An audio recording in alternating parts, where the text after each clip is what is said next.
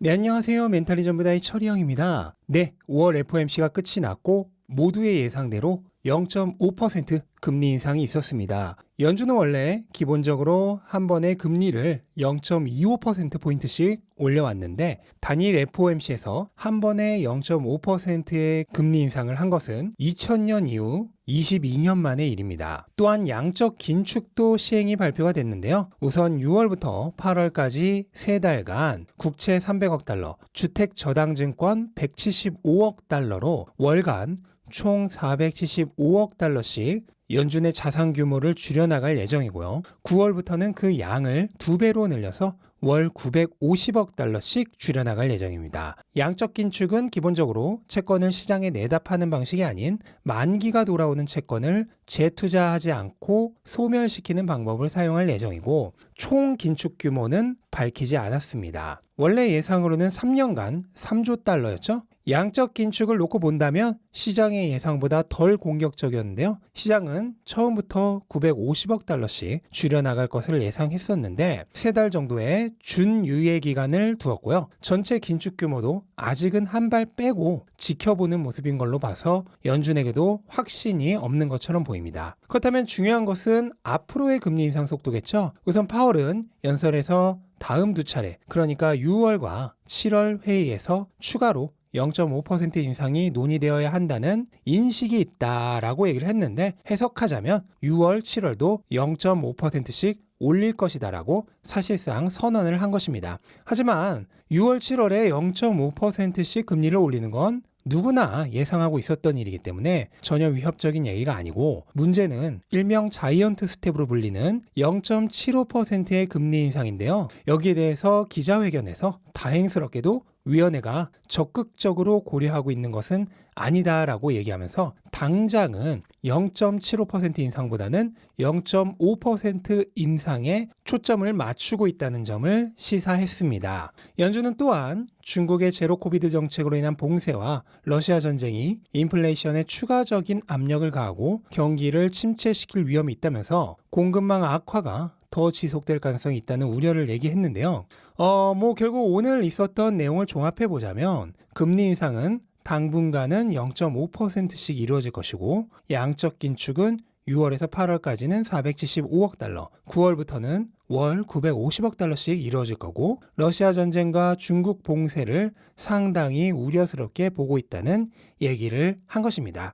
일단 0.75%의 금리 인상의 가능성이 낮아졌고 양적 긴축 속도도 예상보다는 느린 편이어서 전반적으로는 시장 예상보다는 덜 공격적인 결과였고요. 이러한 점을 받아들여서 시장은 파월의 기자회견이 끝난 이후 급격하게 상승해서 마무리를 했습니다. 결과적으로 지난 3월 FOMC 때와 거의 똑같은 상황이 펼쳐지고 있는데 지난번처럼 오늘 이후 시장이 단기적으로는 랠리를 펼칠 가능성이 있는데요. 다만 결국 러시아와 중국 문제가 해결되지 않는다면 추세적인 약세는 아직 벗어나기 어려울 것으로 보입니다.